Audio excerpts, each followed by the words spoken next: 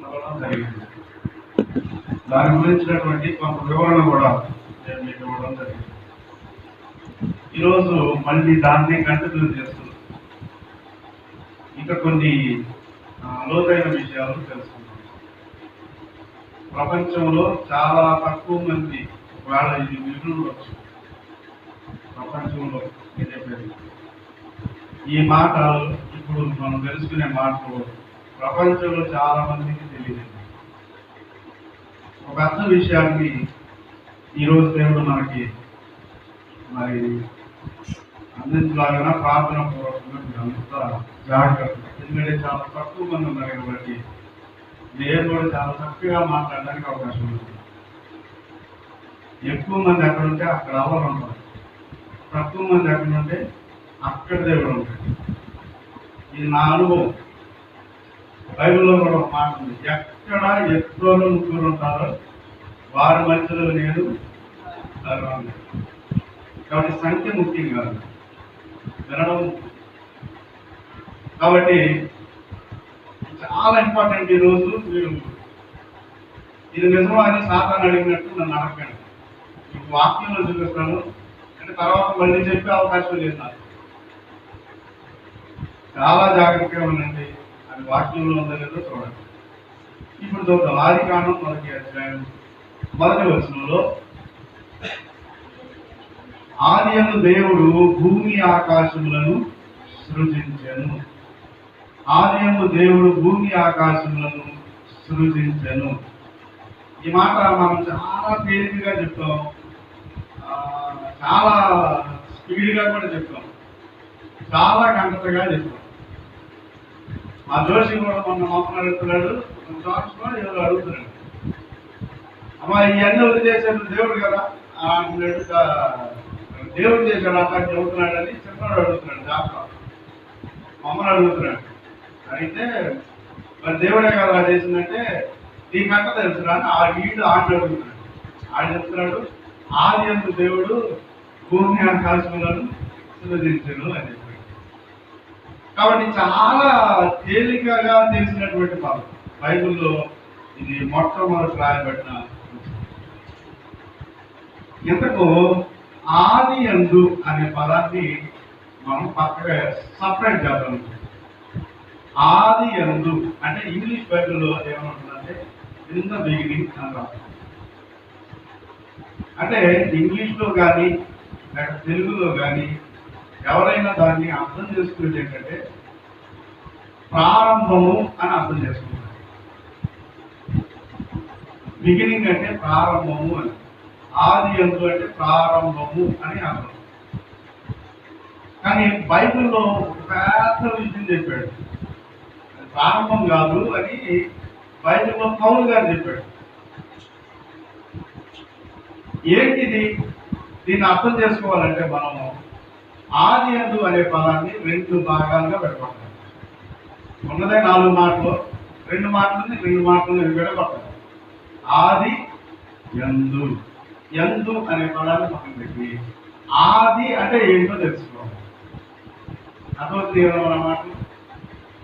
ఆది యందు అని ఉంది ఇంగ్లీష్లో కానీ తెలుగులో కానీ. దీన్ని అర్థం చేసుకోవడానికి ఎవరైనా తేలికగా ఏం అర్థం చేసుకుంటారంటే ఇది ప్రారంభము అని అర్థం చేసుకుంటారు.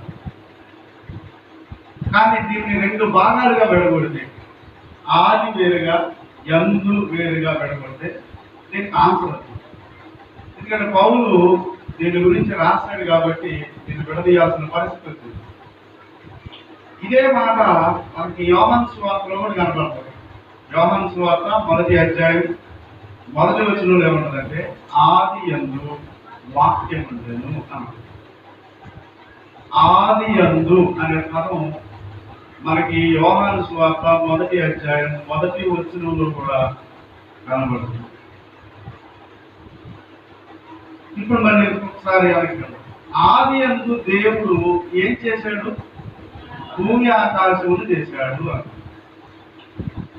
మనకి ఇప్పుడు అర్థమైనట్టుగానే అర్థం చేసుకొని ఆలోచిద్దాం. అంటే ప్రారంభంలో దేవుడు భూమి ఆకాశాలను చేశాడు అని అనుకుంటే ఎక్కడ చేసుకుంటాడు అనే ప్రశ్న రావాలి. నేను ఇల్లు కట్టాను అని నేను చెప్పాను అనుకోండి, ఎక్కడ కట్టావు అని అడుగుతాను. నేను ఇల్లు కడితే ఏమడుగుతుంది, ఎక్కడ కట్టావు అని అడుగుతాను. అంటే దాని అర్థం ఏంటి? నేను ఇల్లు అనేది కట్టాలంటే దానికి స్థలం అనేది ఒకటి ఉండాలి. ఒక స్థలం అనేది ఉంటేనే దాని మీద కట్టం. మనం స్థలం లేకుండా మనం ఇల్లు కట్టలేదు. అదేవిధంగా ఆది యందు దేవుడు భూమి ఆకాశం సృజించను అన్నదంటే, భూమి ఆకాశం సృజించను అంటే దాన్ని ఎక్కడో ఒక చోట దేవుడు కట్టి ఉండాలి. అంతేనా? నేను ఇల్లు ఎక్కడ కట్టుకుంటాను? ఇల్లు ఎక్కడ కట్టుకుంటాను? నేను స్థలం మీద, అంటే భూమి మీద కట్టాను. దేవుడు భూమిని కట్టాడు. ఎక్కడ కట్టాడు? యోగ గ్రంథంలో ఏమన్నదంటే ఆయన శూన్యంలో భూమిని వేలాడదీసేలో రాదు. భూమిని దేవుడట శూన్యంలో, శూన్యం అనే పదం అది వేరే అర్థంగా రాయబడిన పదం అది. కాబట్టి ఈ ఆది యందు అనే మాట మనకు అర్థం అవ్వాలంటే, పౌలు రాసినటువంటి ఎఫెసీ కొలస్సీయులకు రాసినటువంటి పత్రికలో మనం చూస్తే ఈ మాట ఆయన ఎందుకు రాశాడో అర్థమవుతుంది. అంటే కొలస్సీయులకు రాసిన పత్రిక 1వ అధ్యాయం 16వ వచనంలో ఇలా రాసింది. ఏముందంటే, ఏలయనగా ఆకాశమందున్నవియు భూమి అందున్నవియు దృశ్యమైనవి గాని అదృశ్యమైనవి గాని, అవి సింహాసనములైనను ప్రభుత్వములైనను ప్రధానులైనను అధికారులైనను సర్వమును ఆయన యందు అనే పదాన్ని అప్లై చేయాలి. సర్వములు ఆయన యందు. తర్వాత ఇంకేమంటున్నాడు? ఆయన యందు సృజింపబడెను సర్వములు ఆయన ద్వారాను ఆయన బట్టి సృజింపబడెను. ఆది కాండంలో ఆది యందు, యోహాను సువార్తలో ఆది యందు, ఈ కొలస్సీ పత్రికలోకి వచ్చేసరికి పౌలు ఏం చెప్తున్నాడు? ఆయన యందు. ఇప్పుడు ఆది యందు అనే పదానికి ఆయన యందు అనే పదానికి ఎంత వ్యత్యాసం ఉందో మీరు అర్థం చేసుకోవాలి. ఆది యందు దేవుడు భూమి ఆకాశాలు సృజించాడు. ఎక్కడ సృజించాడు? లేచి రాకుండా ఏది సృజింపబడదు కదా. కాబట్టి ఆది యందు అనేది ఒక స్థలము అని అర్థం చేసుకోవాలి. ఆ స్థలం ఎవరంటే యేసుక్రీస్తు. ఆయన యందు, ఆది యందు కాదు, అది అర్థమవుతున్నా మీకు? ఆయన యందు సమస్తము సృజింపబడదు. ఆయనను బట్టి సృజింపబడదు. ఆయన యందు సృజింపబడను, ఆయనను బట్టి సృజింపబడను, ఆయన కొరకు. కాబట్టి దేవునిలో, దేవుని యందు, దేవునిని బట్టి ఏదైనా సృజింపబడ్డాయో ఇప్పుడు చెప్తున్నాడు. ఈ మాట మీరు బాగా అర్థం చేసుకోవాలి. ఏలయనగా ఆకాశమందున్నవియు, ఆకాశమందున్నవియు, తర్వాత భూమి అందున్నవియు, అవి కనబడేవి కానీ కనబడనివి కానీ, సింహాసనాలైన, ప్రభుత్వాలైన, ప్రధానులైన, అధికారులైన సర్వము ఆయన యందు సృజింపబడదు. సర్వము, భూమి కానీ, ఆకాశం కానీ, ప్రధానులు కానీ, అధికారులు కానీ, ఎవరైనా సరే, కలిగి ఉన్నది ఏదైనా సరే ఆయన యందు కలిగి. కాబట్టి భూమి ఆకాశము ఆది యందు కలిగిందని అర్థం చేసుకోవాలా, ఆయన యందు కలిగిందని అర్థం చేసుకోవాలా? ఆది అంటే ప్రారంభం అని మనం అనుకుంటే పొరపాటు. యేసు క్రీస్తు నందు ఇదంతా సృజింపబడెను. ఎంతవరకు మీకు అర్థమైందని నేను అనుకుంటున్నాను. ఇకపోతే ముందు మొదట దేవుడు ఏమి సృజించాడు? మొదట దేవుడు ఏమి సృజించాడు? భూమిని మొదట సృజించాడా లేక ఆకాశం మొదట సృజించాడా? అంటే 2 వారాల క్రితం చెప్పాను నేను. మరి మీకు గుర్తుందో లేదో తెలియదు కానీ దేవుడు ముందు ఏం సృజించాడు? ఆకాశమును సృజించాడు. దేవుడు ముందు ఏం సృజించాడు? ఆకాశమును సృజించాడు. ఆ తర్వాత కొన్ని వందల సంవత్సరాల తర్వాత దేవుడు భూమిని సృజించాడు. ముందు ఆకాశం సృజించాడు. ఆకాశంలో ఏమున్నాయి? దేవదూతలు ఉన్నాయి. ఆకాశంలో మరొక భాగంలో ఎవరున్నారు? దురాత్మ సమూహము ఉంది. దేవుడు ఆ తర్వాత భూమిని చేశాడు. భూమిని చేసిన తర్వాత భూమి మీద మనుషులు ఉన్నారు, అలాగే దెయ్యాలు కూడా ఉన్నారు. పాతాళం చేశాడు. అక్కడ కూడా చనిపోయినటువంటి ఆత్మలు పాతాళంలోను పరదేశులోను. అంటే ప్రతి లోకంలో ఇద్దరు కనపడతారు మనకి. బాగా ఆలోచిస్తాం. దేవుడు వెలుగుగా ఉన్నప్పుడు పక్కనే చీకటి ఉంది. పరలోకంలో దేవదూతలను దేవుడు చేస్తే వాళ్ళు పడిపోయి దయ్యాలుగా లేక దురాత్ములుగా మారిపోయారు. వాళ్ళు అక్కడ ఉన్నారు. భూమి మీద కూడా కొంతమంది ఉన్నారు, అలాగే భూమి కింద కూడా కొంతమంది. కాబట్టి ముందు దేవుడు ఆకాశమును కలిగేశాడు.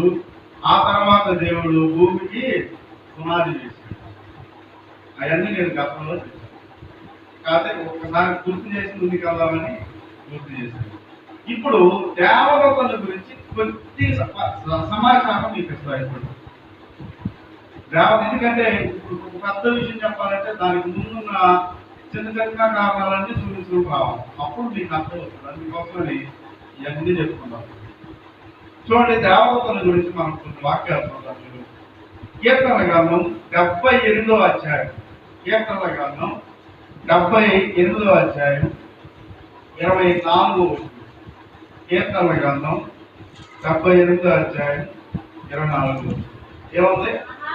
ఆహారమునకై ఆయన వారి మీద మన్నాను కురిపించెను, ఆకాశ ధాన్యము వారికి అనుగ్రహించెను. దేవదూత నరులు గురించిది, భోజన పదార్థములను ఆయన వారికి సమృద్ధిగా. ఈ వాక్యాన్ని బట్టి మనకేమర్థమవుతుందంటే దేవదూతలు ఆహారాన్ని పూజిస్తారు అనే విషయం అర్థం. దేవదూతలకు ఏమున్నాయి? ఆహారం ఉంది. అందుకే ఆ వాక్యం ఏదో వస్తుంది, ఆకాశ ధాన్యము అనే పదం కనపడుతుంది. అంటే దేవదూతలు కూడా ఏం చేస్తారని అర్థమవుతుంది మనకి? వ్యవసాయం అనేది చేస్తారు. ఎక్కడ ఇది జరుగుతుంది? ఆకాశ మండలంలో జరుగుతుంది. బాగా వినాలి. ఆకాశ మండలంలో దేవదూతలు ఉన్నారు. ఈ దేవదూతలు అక్కడ వ్యవసాయం చేస్తారు. ఆకాశ ధాన్యాన్ని వాళ్ళు పండిస్తారు. ఇశ్రాయేలీయులకి కష్టం వచ్చినప్పుడు, వారి అడవుల్లో అరణ్యాల్లో తిరుగుతున్నప్పుడు వారి ఆహారాన్ని దేవుడు ఆకాశం నుండి భూమి మీదకి పంపిస్తాడు. కాబట్టి దేవదూతలు వ్యవసాయం చేస్తారు. ఇది మీరు అర్థం చేసుకోవాలి. ఈ రెండవ విషయాన్ని మనం ఆలోచిస్తే రెండవ రాజుల గ్రంథంలో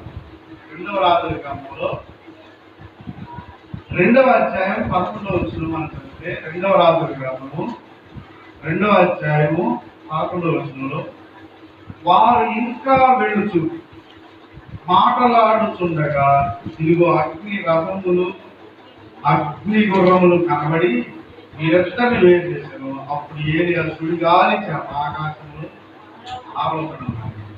ఇప్పుడు దేవదూతలు ఆకాశంలో నుండి భూమి మీదకు వచ్చారు. ఎందుకు వచ్చారు? ఏలియాను తీసుకెళ్ళడానికి వచ్చారు. ఆకాశం నుండి భూమి మీదకి రావడానికి వాళ్ళు ఏ వేసుకొని వచ్చారు? అక్కడి నుంచి అగ్ని రథములు అగ్ని గుర్రములు. అగ్ని రథములు అగ్ని గుర్రములు అంటే పరలోకంలో ఏం కనపడుతుంది మనకి? వాహనాలు ఉన్నాయి అనే విషయం మీరు అర్థం చేసుకోండి. అంటే భూమి చూస్తున్నారు కదా మీరు. భూమి మీద మనం ఇల్లు కట్టుకుంటాం, భూమి మీద మనం బ్రతకడానికి వ్యవసాయం చేస్తాం, భూమి మీద మనం అటు తిరగడానికి వాహనాలు వాడతాం.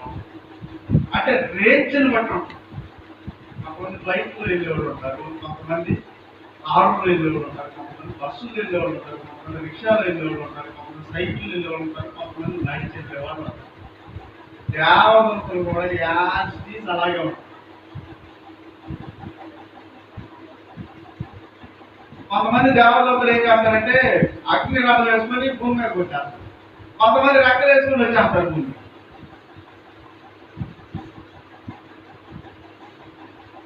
కొంతమంది వ్యవసాయం చేస్తారు.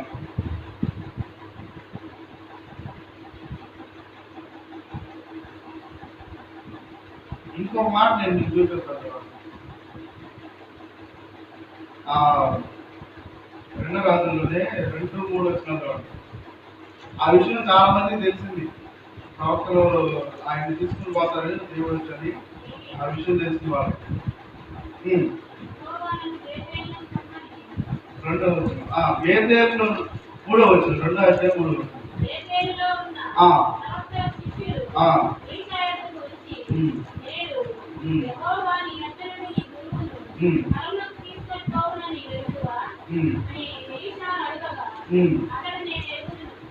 కోరకుండుడి అని ఏం చెప్తున్నారు వీళ్ళందరూ అంటే పరలోకం నుండి దేవలోకలు వచ్చి ఏరియాని తీసుకెళ్ళిపోతారనే సంగతి అక్కడ ఉన్న ప్రవక్తలందరికీ. అంటే ఈయన చాలా దగ్గరకు ఉంటారు కాబట్టి ఎలీషాని అడుగుతున్నారు, అయ్యా ఎలీషా మరి దేవుడు ఆయన తీసుకెళ్ళిపోతానన్నాడు, పరలోకానికి తీసుకెళ్ళిపోతానన్నాడు, ఈ రోజు తీసుకెళ్ళిపోతానన్నాడు, ఈ సంగతి నీకు తెలుసా అంటే ఆయన అన్నాడు, నాకు తెలుసు, మీరు వాడుతున్నారు. ఎలా తీసుకొని పోబడ్డాడంటే అగ్ని రథాలు గుర్రాల మీద వారు వచ్చి అన్ని తీసుకొని అక్కడ నుండి భూమి మీదకి ఆ అగ్ని రథాలు రావడానికి, ఆ గుర్రాలు రావడానికి సహకరించినటువంటి స్థలం ఏంటంటే గాలి. సుడిగాలి తీసుకొని వచ్చింది, తీసుకొని వచ్చి మళ్ళీ తీసుకుంది. కాబట్టి వ్యవసాయం ఉంది, అక్కడ వాహనాలు. ఇంకో మాట ఆదికాండం 28వ అధ్యాయం, ఆదికాండము 28వ అధ్యాయం 28వ అధ్యాయం 10 నుంచి 13 వచనాలు చదివితే ఇలా రాస్తుంది. ఆదికాండము 28వ అధ్యాయం 10 నుంచి 13 వచనాలు మనం చూస్తే, యాకోబు బెయేర్షెబా నుండి బయలుదేరి హారాను వైపు వెళుతూ ఒక చోట చేరి పొద్దు పొంకినందున అక్కడ రాత్రి నిలిచిపోయి ఆ రాత్రి ఆ చీకటి రాళ్ళలో ఒకటి తీసుకొని తనకు తలగడగా తీసుకొని అక్కడ పండుతుంది. అప్పుడు అతను కలగని అందులో ఒక నిచ్చెన భూమి మీద నిలవబడి ఉంటుంది, దాని కొన ఆకాశమునకు అంటుంది, దాని మీద దేవుని దూతలు ఎక్కుచు దిగుచు. ఇక్కడ చూడండి, ఈయన కళ్ళలో చూస్తున్నాడు. ఏం చూస్తున్నాడు? ఒక నిచ్చెన భూమి మీద నుండి ఆకాశానికి వేయబడింది. దేవదూతలంట ఆకాశం నుండి భూమి మీదకి ఎక్కుతూ ఎక్కుతూ అంటే ఈ ప్రక్రియ జరుగుతుంది. ఎలా జరుగుతుంది? దేవదూతల్లో కొంతమంది నడిచేవాళ్ళు కనబడతారు. ఎక్కడ కనబడుతున్నారు? ఎక్కడ కనబడుతున్నారు? నడవకుండా ఆకాశంలో నుండి భూమి మీదకి నడుస్తూ ఉంటారండి. అక్కడి నుండి ఎక్కడికి నడవడానికి వాళ్ళకు స్థలం ఏది అంటే నిచ్చెన. ఇది అంత పెద్ద నిచ్చెన ఏమో మరి మొత్తం మీద ఏదో ఇది మాత్రం వాస్తవం మీకు తెలుసా? వీళ్ళు రెక్కలేసుకొని ఎగురుతారు. నేను చెప్పా, రెక్కలు ఉన్న దోకలు ఉన్నాయి, రెక్కలు లేని దోకలు ఉన్నాయి, అధికారం కలిగిన దోకలు ఉన్నాయి, సాధారణమైన దోకలు ఉన్నాయి, చాలా రకాల దోకలు ఉన్నాయి.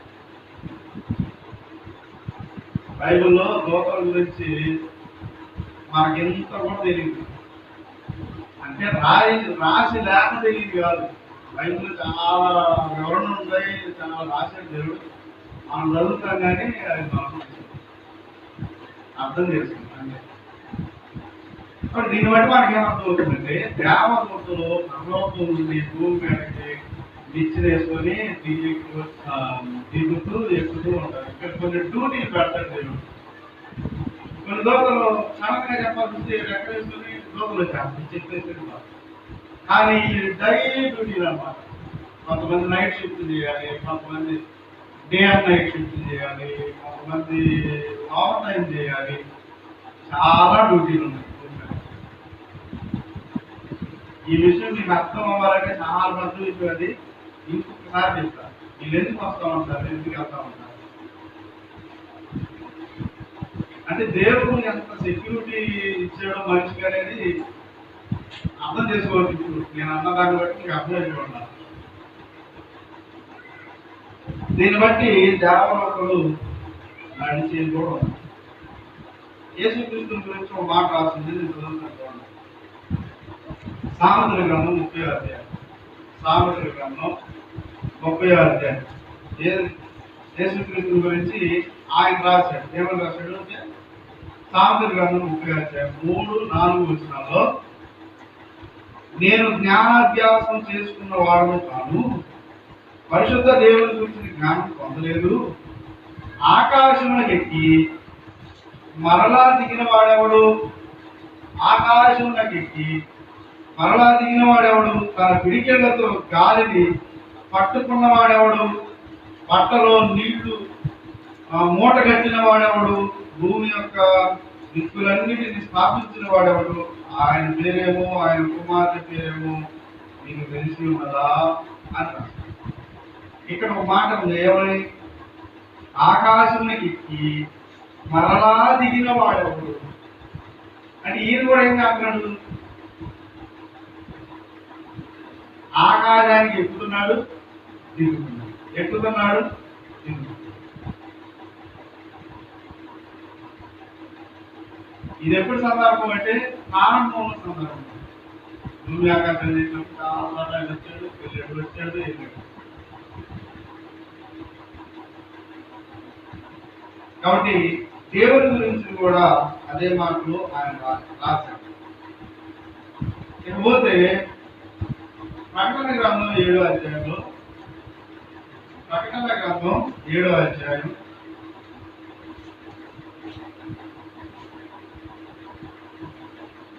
7వ వచనంలో యేసు ప్రభువు రేపు వచ్చేటప్పుడు అలా వస్తాడు రాశారు. ఇదిగో ఆయన మేఘారూఢుడై వస్తున్నాడు, ప్రతి నేత్రం ఆయన చూసిన, ఆయన కొడుకున్న వారు చూసేదారు, భూమిలో అందరూ ఆయన చూసి. ఇక్కడ యేసుక్రీస్తు మళ్ళీ వచ్చేటప్పుడు ఎలా వస్తాడని రాస్తుంది, మేఘాల మీద.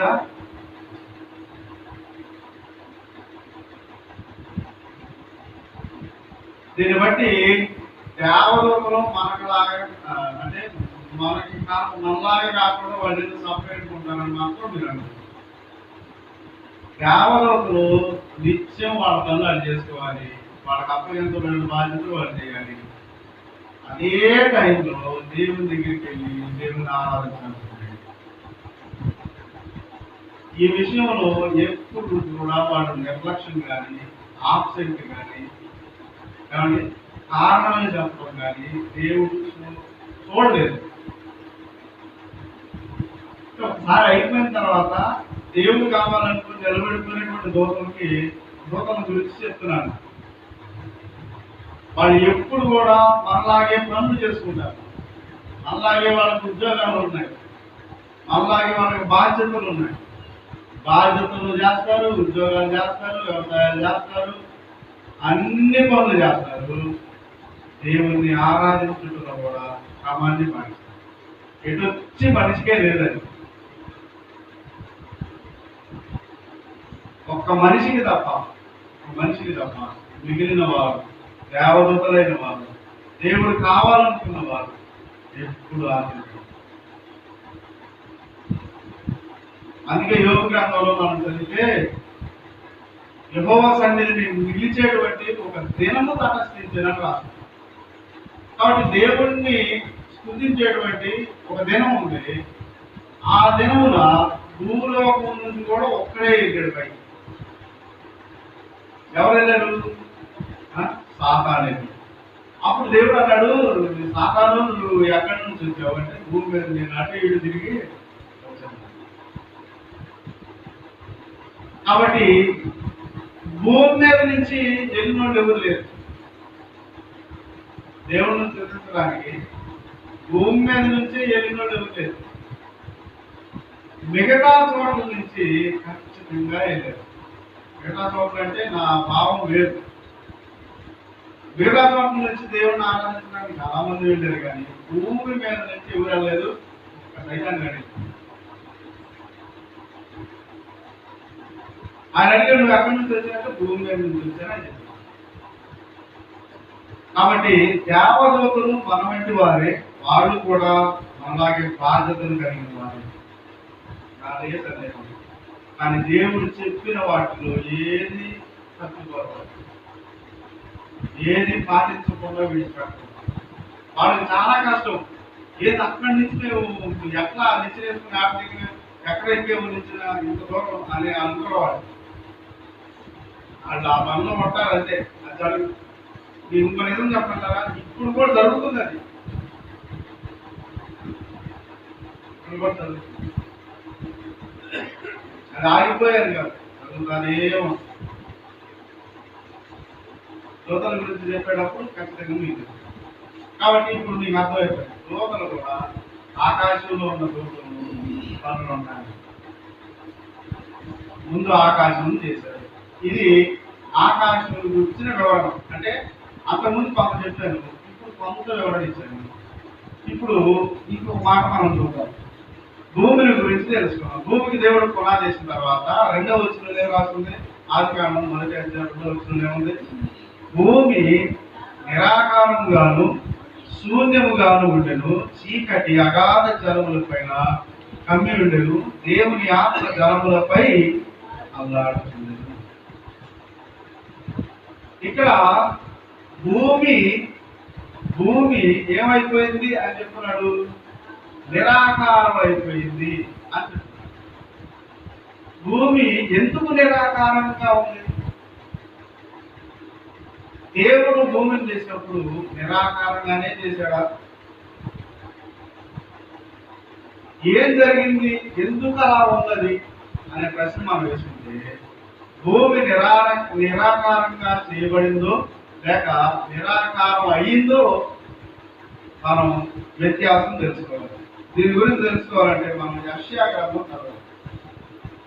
యెషయా గ్రంథం 45వ అధ్యాయం.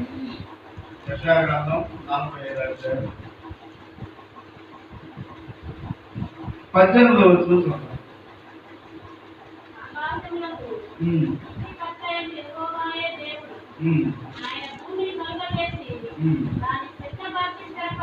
చూడండి, ఆయన భూమిని కలుగజేసి దానిని సిద్ధపరిచి స్థిరపరిచెను.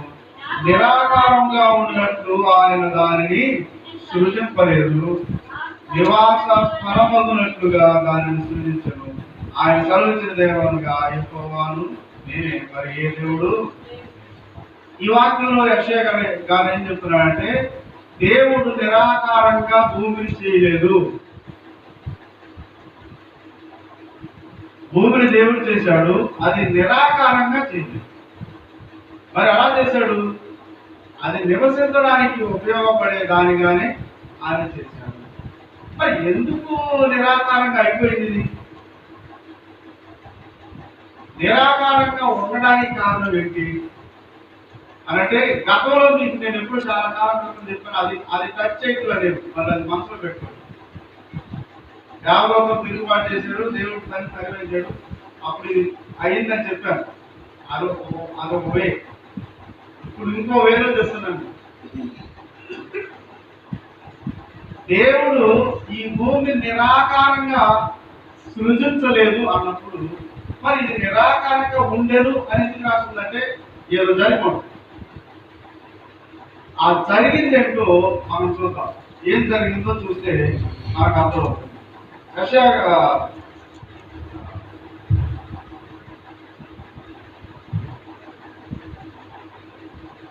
చూడండి, యెహెజ్కేలు గ్రంథం 31వ అధ్యాయం. యెహెజ్కేలు గ్రంథం 31వ అధ్యాయం. యెహెజ్కేలు గ్రంథం 31వ అధ్యాయం 15వ వచనం.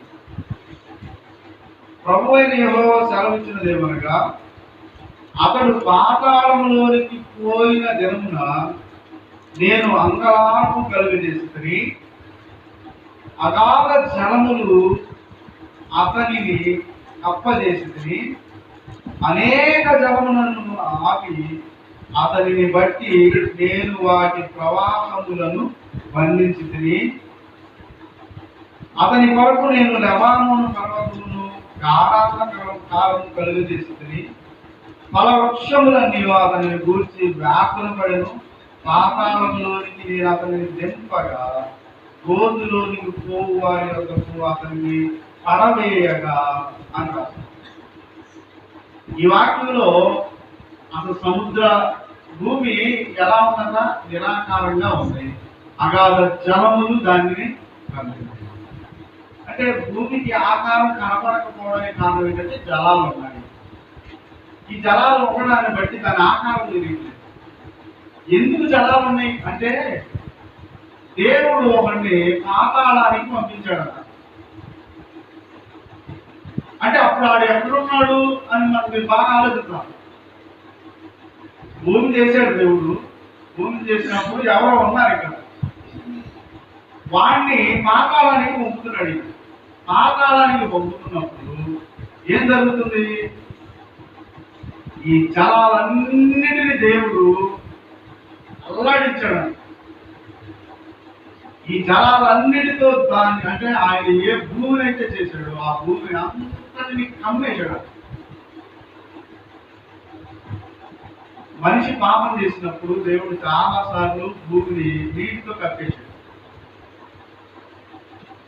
అలాగే ఒక వ్యక్తిని పాతాళానికి పంపేటప్పుడు ఆ వ్యక్తి వలన సృష్టి అంతా ఏం చేయబడిందంటే నీటి చేత కప్పబడింది.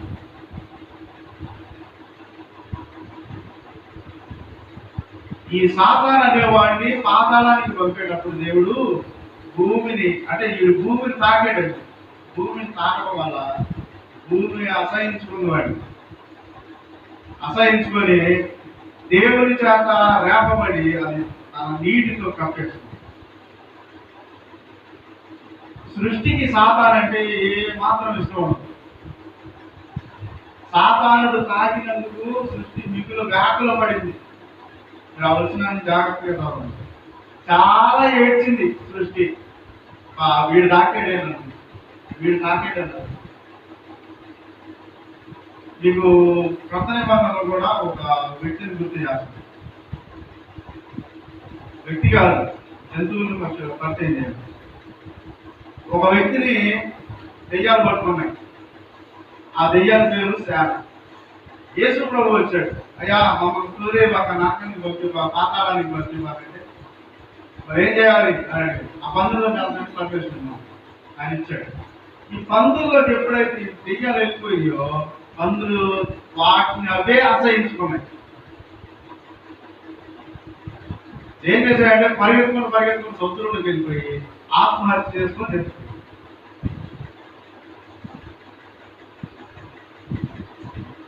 సృష్టిని సాతాను తాగినందుకు సృష్టి అసహించుకుంటుంది. ఒక జంతువులోనికి సాతాను వెళ్ళినందుకు జంతువులు అసహించుకుని ఆత్మహత్య చేస్తున్నాయి. కానీ ఈ రోజున సాతాన్ని మనుషులు ఏం చేస్తున్నారు లేదా? రానాయన రా బాబు అని పిలుస్తున్నారు. తెలుసా మీకు? మన దేవుని పెట్టాలి. భూమిని ఆకారం కోల్పోవడానికి నీటితో కప్పబడడానికి కారణం ఏంటంటే సాతాను భూమిని తాకడం వల్ల భూమి లేక ఈ సృష్టి తాను అసహించుకుంది. అందుకని దేవుడు ఏం చేశాడు? దాన్ని కప్పేశాడు. ఎలా కప్పేశాడు? నీటితో కప్పేశాడు. దాన్ని అక్కడ పాతాళానికి దింపేంత వరకు అది ఆగి కాబట్టి ప్రేమల దేవుడు పెట్టాలి. దేవుని వాక్యంలో మనం చూస్తున్నాం, అపవాదిని చాలా ఆశ్రయించుకున్నాడు, సృష్టి చాలా ఆశ్రయించుకుంది అనే విషయం మనకు అర్థమైంది. ఇకపోతే లాస్ట్ టైంగా అంటే సాతాను భూమి మీద పడినప్పుడు ఎలాగైతే దేవుడు ఈ సృష్టిని నీటితో కప్పేశాడు, లాస్ట్ లో యుగానికి అంతమందు ఎలా చేస్తానని చెప్పాడంటే బైబిల్లో 2వ పేతురు పత్రిక, పేతురు రాసిన 2వ పత్రిక 3వ అధ్యాయం 4వ వచనం నుండి మీరు 7 దాకా చదివితే అక్కడ ఒక మాట రాయబడి. ఎందుకంటే ప్రారంభంలో నీటితో కప్పారనే సంగతి కూడా ఆయన ఇక్కడ చెప్పాడు. అందుకని ఈ వచనం పేతురు రాసిన 2వ పత్రిక 3వ అధ్యాయం 4 నుండి 7 వచనాలు.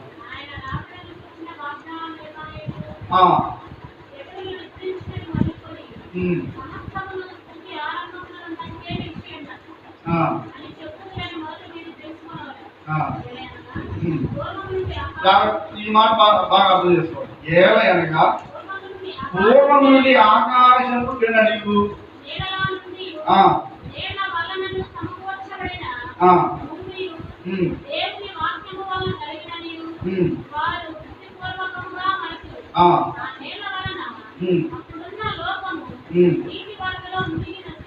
అది అప్పుడున్న లోకము నీళ్ల వలన నీటి వరదలో మునిగి నశించింది. తర్వాత ఏం చెప్తున్నాడు? అయితే ఇప్పుడు ఆకాశమును భూమియు భక్తిహీనుల తీర్పును నాశనమును జరుగు దినము వరకు అగ్ని కొరకు నిలువ చేయబడిన దై అనే పదం. కాబట్టి ప్రారంభంలో దేవుడు నీటితో ఎందుకు నాశనం చేశాడంటే ఈ సాతాను అనేవాడు భూమిని తాకాడు కాబట్టి నీటితో ముంచేశాడు. చాలా మంది మర్చిపోయాడు, అరే నిరాకారంగా ఎందుకు అయింది ఇది, భూమి నిరాకారంగా ఎందుకు అయిపోయింది, నీళ్ళు ఎందుకు ఉన్నాయి, దేవుడాత్మ ఎందుకు జలం మీద అల్లాడింది అనే సంగతిని బుద్ధిపూర్వకంగా మర్చిపోయారు. ఆ ఆకాశం అప్పుడు ఉన్నట్టే ఇప్పుడు ఉంది, అప్పుడు ఉన్నట్టే సూర్యుడు ఇప్పుడు కూడా ఉన్నాడు ఇలా అనుకుంటారంట. కానీ అలా లేదు. అప్పుడున్న లోకాన్ని దేవుడు ఏం చేశాడు? నీటితో వరదగా బురదలో దాన్ని ముంచేశాడు.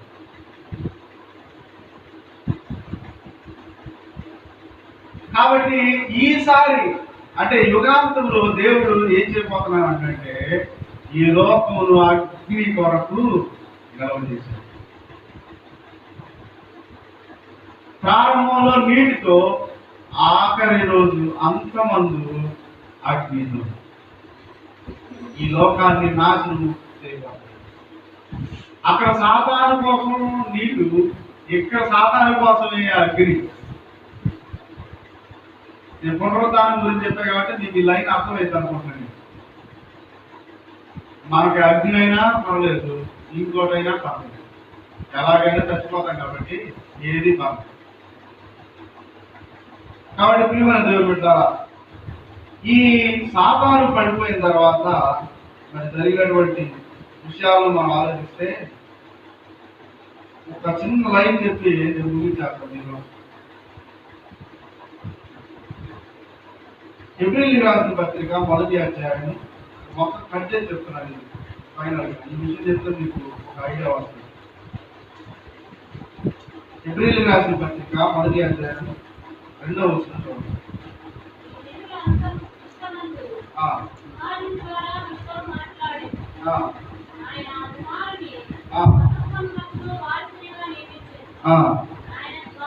ఆయన ద్వారా ప్రపంచములను నిర్మించాను. ఆ పదం మీరు బాగా అర్థం చేసుకోవాలి. నేను అంతకు ముందు చెప్పాను, సృజించాను, నిర్మించాను, తర్వాత సృజించాను, చేశాను. ఇక్కడ ఏ పదం వాడబడింది? నిర్మించాను. ఏమి నిర్మించాను? ప్రపంచములను నిర్మించాను. ప్రపంచము అన్నాడా, ప్రపంచములు అన్నాడా? ప్రపంచం మనకు తెలిసింది ఇది ఒకటే, కానీ ఇదే ప్రపంచాలు ఇంకా చాలా బాగా గుర్తుపెట్టుకోవాలి. ప్రపంచములు ఇంకా ఉన్నాయి. ఎలా చెప్పగలుగుతున్నాం ప్రపంచాలు ఉన్నాయని? దేవుని వాక్యం ఏం చెప్తుందంటే ఆయన ప్రపంచములను నిర్మించను అంటారు. కానీ ఇది కాకుండా ఇంకా కొన్ని ప్రపంచాలు ఉన్నాయి. ఇప్పుడు మనకు 3 ఆకాశాలు తెలుసు. 3 ఆకాశాలు తెలుసు. పైన ఒకటి తెలుసు, దానికి పైన ఒకటి తెలుసు, కింద ఒకటి ఉంది. ఎందుకంటే 3వ ఆకాశానికి ఒక వ్యక్తి వెళ్ళడం నేను చూశానని చెప్పి పౌలు రాశాడు. అలాగే ప్రపంచాలు ఉన్నాయి. ఈ మాట మనసులో పెట్టారు. ఇప్పుడు చూడండి, హెబ్రీయులకు రాసిన పత్రిక 11వ అధ్యాయంలో కూడా, హెబ్రీయులకు రాసిన పత్రిక 11వ అధ్యాయం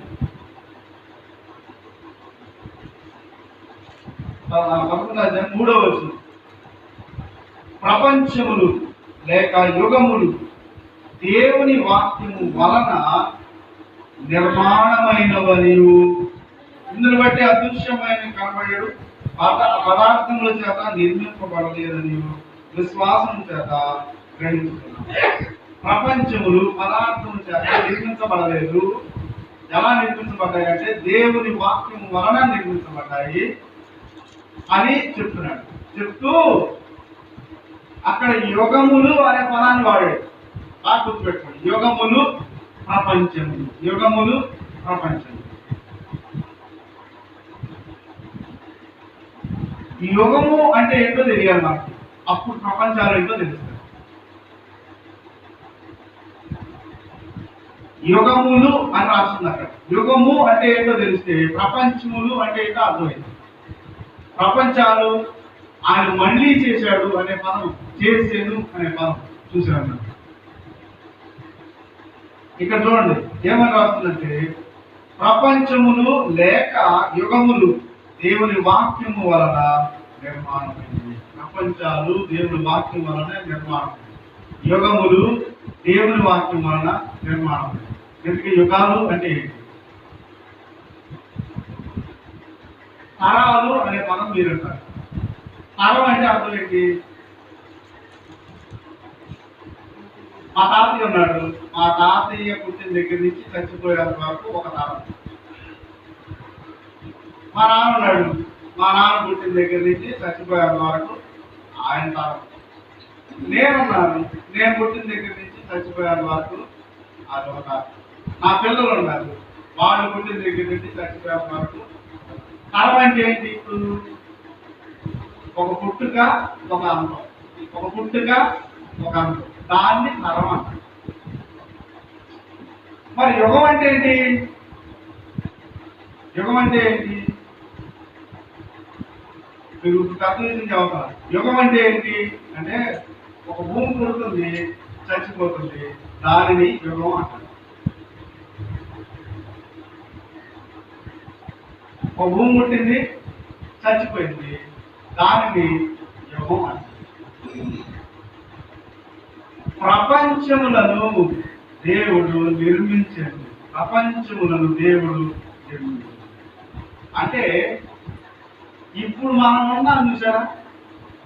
ఇప్పుడు మనం ఉన్న ఈ భూమి ఇదే చివరిది. అంతకుముందు దేవుడు ఈ భూమిని చాలా సార్లు చేశాడు. మీకు బాగా గుర్తుపెట్టుకోవాలి, ఈ భూమిని చాలా సార్లు చేశాడు. కానీ ఇది ఫైనల్, ఇది లాస్ట్ సారిగా, ఇది ఆఖరిసారిగా చేయబడింది. మీకు మళ్ళీ చేయదు.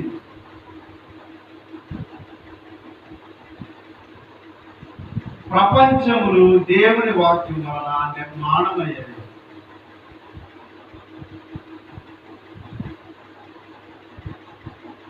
మరి అంతకు ముందు చేశాడు కదా, ఇంకా ముగిద్దామని ఫైనల్ చెప్తాడు. ప్రపంచాలు దేవుడు నిర్మించాడు కదా, నిర్మించినప్పుడు ఇక్కడ ఎవరన్నా నివసించున్నారో లేదో తెలియదు.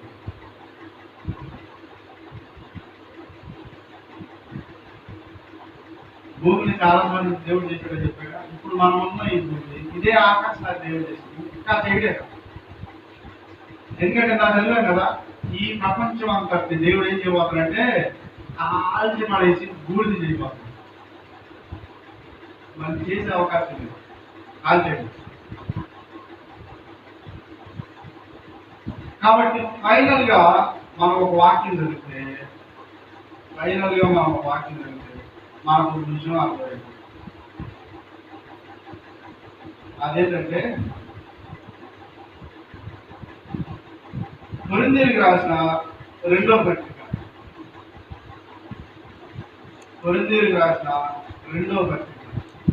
చాలా పెద్ద మాట ఇది. మీరు చాలా సార్లు ఉంటారు కానీ ఇప్పుడు చూడండి దాన్ని ఎంత అర్థం ఉందో తెలిసింది.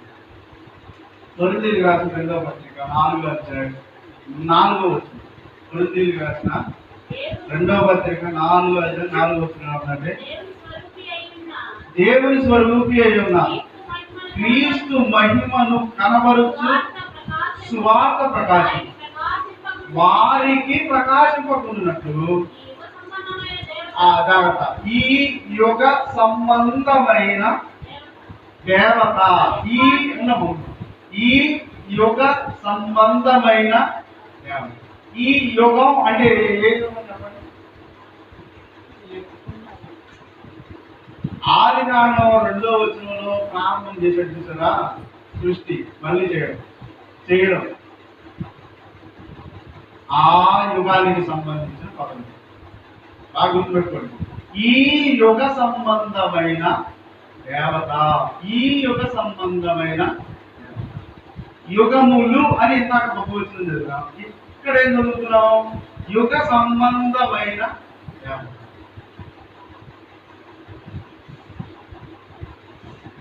ఈ యుగ సంబంధమైన దేవత అంటే ఇప్పుడు పుట్టినటువంటి ఈ భూమి మీద ఒక దేవత ఉంది. ఆ దేవత సాతాను, అపవాది అని పిలువబడుతుంది. అంటే ఇప్పుడు పుట్టిన ఈ భూమి మీద వీడు సాతానుగా ఉన్నాడు. అంతకు ముందు కొన్ని యుగాలు ఉన్నాయి. ఆ యుగాలలో కూడా సాతాను కంటే చాలా మోస్ట్ సీనియర్లు ఉన్నారు. ఎవడో అర్థం చేసుకుంటారా? మనం ఒక చిన్న పిల్లవాడిని చూసాము. ఇప్పుడు భూమి మీద మనకు కనబడుతున్నవాడు ఈ సాతాను అనేవాడు చాలా చిన్నవాడు.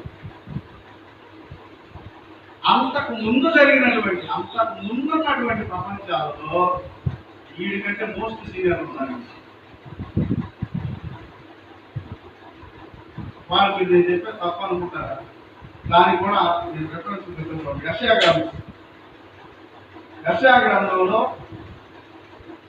14వ అధ్యాయం, యెషయా గ్రంథం 14వ అధ్యాయం 9వ వచనం నుంచి చదివితే ఒక మొత్తం చదవని తర్వాత ప్రయాణం పెట్టి నీవు ప్రవేశించుకుండగానే నిన్ను ఎదుర్కొన్నట్టుకై క్రింద పాతాళము నీ విషయమై కలవరపడుతున్నది. అది నిన్ను చూసి వేసలను రేపుతున్నది. భూమిలో పుట్టిన సమస్త సూర్యులను జనముల రాజులందరినీ వారి సింహాసనం మీద నుండి లేపుతున్నది. వారందరినీ నిన్ను చూసి నీవును మావలే బలహీనుడు వైపువా, నీవును మా బోటి వాడి వైపువా అందు.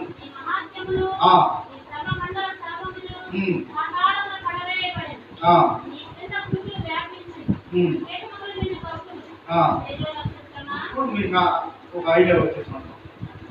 ఇక్కడ ఈ సోదంతా ఎవరి గురించి మాట్లాడతారు? సాతాను గురించి మాట్లాడతారు. సాతాను గురించి మాట్లాడితే తేజ నక్షత్రమా, రేపు తొక్క, నువ్వెట్లు ఆకాశం నుండి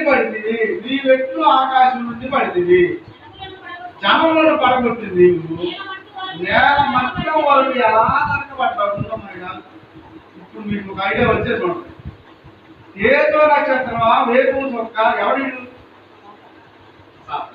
సాతాను ఎక్కడి నుంచి పడవేయబడ్డాడంట? పాతాళానికి, ఆకాశం నుండి పాతాళానికి. వీడు పాతాళానికి వెళ్ళేటప్పుడు చాలా మంది నిలబడిపోయాడు అక్కడ పాతాళం. అర్థమైందా? అదే నువ్వు కూడా మాట్లాడే అయిపోయావా? నీవు కూడా మా పోటీ వాడు అయితమా. సాతాను ఎల్లక ముందే ఈ పరలోకంలో చాలా మంది పాతాళంలో చాలా మంది అప్పటికే ఉన్నవారు ఉన్నారు. నేను అందుకే చంద్రబాబు చెప్పింది, వీళ్ళు లాక్కొడితే వెళ్ళిపోతాడు తెలుసా మీకు. లాక్కొడితే వెళ్ళిపోయేవాడు. వీడికంటే మోస్ట్ సీనియర్ ఉన్నారు. అందుకని బైబిల్ ఏముంది, ఈ యుగ సంబంధమైన దేవత అనే పదాన్ని మీరు ఎప్పుడు చదివినా ఏమని చదవాలి, దేవుడు అని చదవాలి. ఈ యుగ సంబంధమైన దేవుడు. దేవత అనే పదం మనకి తెలుగులో ట్రాన్స్లేషన్ ప్రాబ్లం. ఇంగ్లీష్ బైబిల్లో గాడ్ అని రాస్తుంది. అది నిజం ఒరిజినల్ పదం. ఇప్పుడు లాంగ్వేజ్లో కూడా దేవుడు అని రాస్తుంది. కాబట్టి సాతాన్ని దేవుడు తప్పు చేసినప్పుడు వాడిని పట్టుకొని యుద్ధం చేసి వాడిని పడేసేటప్పుడు పాతాళానికి వెళ్ళే ముందుగా టచ్ చేసింది భూమి. ఇది బాగా అసహించుకుంది. దేవుడు అన్నాడు కట్టేసుకొని నువ్వు అన్నాడు, కాపాడుకోవాలి కదా, సేఫ్టీ తీసుకోవాలి. వీళ్ళు మొత్తం వచ్చేసేయాలి కట్టేసి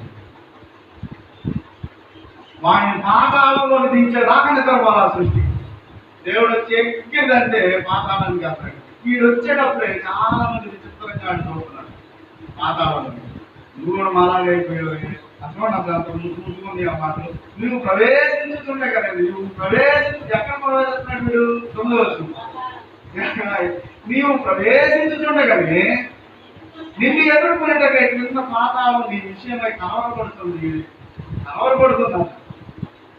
కానీ ఎవడో వస్తున్నాడంట, ఎవడో అంటే మళ్ళా ఎవడో వస్తున్నాడు, మళ్ళాగే ఎవడో వస్తున్నాడు. అది నిన్ను చూసి ప్రార్థనను రేపుతున్నది. భూమిలో పుట్టిన సమస్త సూర్యులు, జనములు, రాజులు అందరూ వారి సింహాసనం మీద ఉండి లేచుతున్నారు. ఎవరెవరు ఉన్నారు అక్కడ? పాతాళంలో అప్పటికి ఎవరెవరు ఉన్నారు? సూర్యులు ఉన్నారు, జనాలు ఉన్నారు, రాసులు ఉన్నారు. వీళ్ళందరూ కూడా ఏం చేశారంట? లేచారంట సింహాసనం. తర్వాత వారందరూ నిన్ను చూసి పదవుతుంది. వారందరూ నిన్ను చూసి నీవును మావలే బలహీనుడవైతివా అంటే వాళ్ళు అంతకు ముందు ఎందుకు వెళ్ళారు నరకానికి? బలహీనులు. వాళ్ళు బలహీనులు అయ్యారు, నరకానికి వెళ్ళారు. తర్వాత నీవు మాబోటి వాడు అవుతావా అంటే వీడు ఎలాగే తిరుగుబాటు చేశాడు, వాడు కూడా అప్పట్లో అట్లాగే తిరుగుబాటు అవుతావా. నీ మహాత్ములు, నీ సర్వమంగళమును స్వరములు పాతాళమును విడవబడెను. నీ క్రింద పురుగులు వ్యాపించును, కీటకములు నిన్ను కప్పును. ఏదో నక్షత్రమా, రేకులు తొక్క నీ వెట్లు ఆకాశం నుండి పడి జనములను పడగొట్టిన నీవు నేల మొత్తం వరకు ఎట్లు నరకబెట్టు.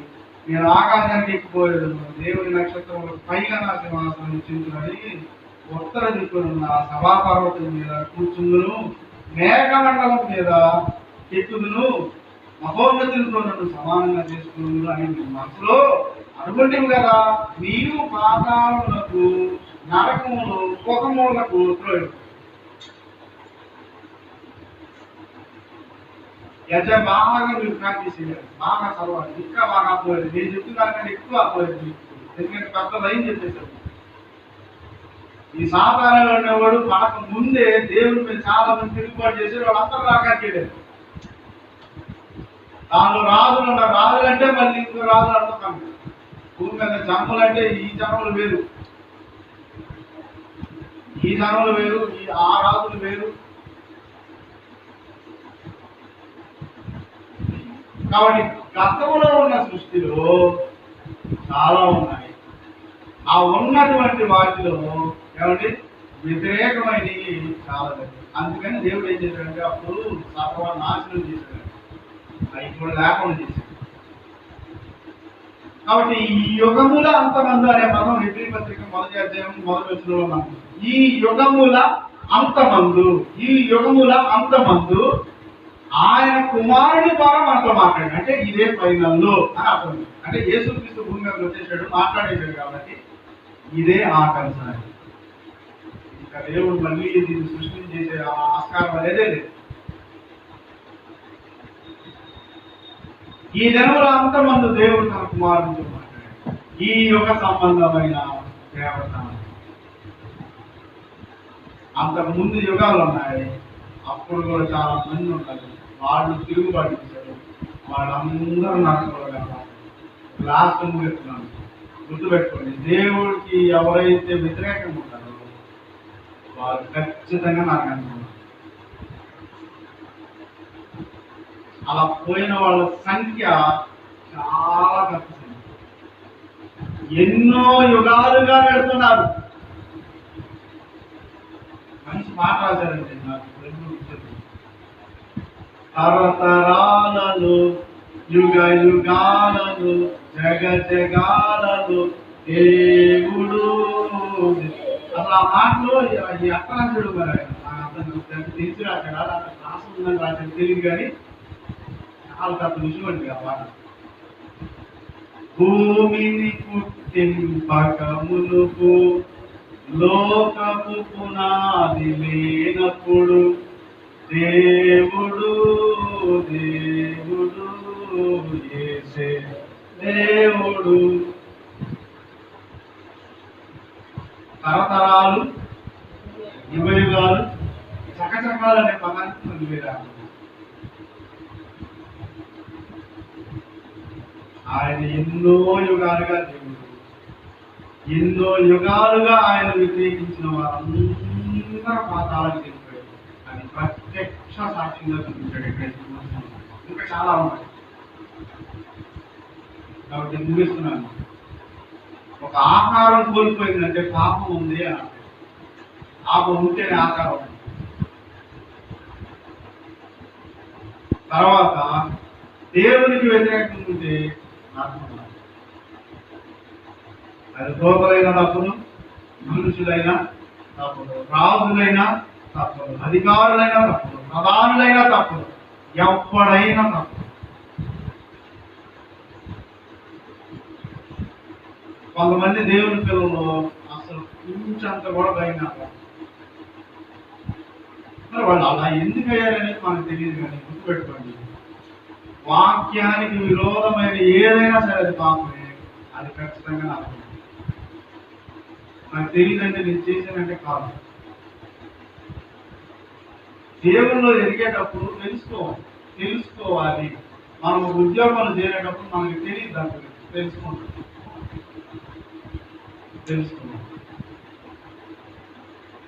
దేవుడు ఒక శాసనం చేసిన తర్వాత, ఒకటి చెప్పిన తర్వాత దాన్ని నేరదండి, మాట తప్పని మాట. చాలా మంది నరకానికి వెళ్ళడానికి కారణం ఏంటంటే దేవునికి విరోధంగా ఉండడం. దేవునికి విరోధంగా ఉండడమే. అది ఎంతో మంది చేశారు నరకానికి. కాబట్టి నిరాకారంగా ఎందుకు ఉందంటే ఇదండి కారణం. ఇంకా చాలా ఉంది, ఇంకోసారి చెప్తారు. ఇంకా చాలా ఉంది అంటే మొదటి వచనంలో ఉన్న మాటకి ఇంకా చాలా ఉంది, ఈ రెండవ వచనంలో ఉన్న మాటకి ఇంకా చాలా. కాబట్టి ఈరోజు ఇక్కడ ముగిస్తున్నాను. ఆకారం కోల్పోవడానికి కారణం ఏంటంటే ఈ యుగ సంబంధమైన దేవత పడింది. అది గుర్తుపెట్టుకోండి. ఏం పడింది? ఎందుకు భూమి ఆకారం లేకుండా నిరాకారంగా శూన్యంగా ఎందుకుంది? దేవుడు చేశాడా? చేయలేదు. మరి ఎందుకుంది? ఈ భూమి మీద ఈ యుగ సంబంధమైన అపవాది దాన్ని దాకాడు. అది సృష్టి తప్పరాదు. అందుకని కాబట్టి అందును బట్టి ఈ భూమి నిరాకారంగాను శూన్యంగాను ప్రారంభించారు. తండ్రి మాటలు విన్న ప్రతి మాటను మా మనసులో ఉంచుకొని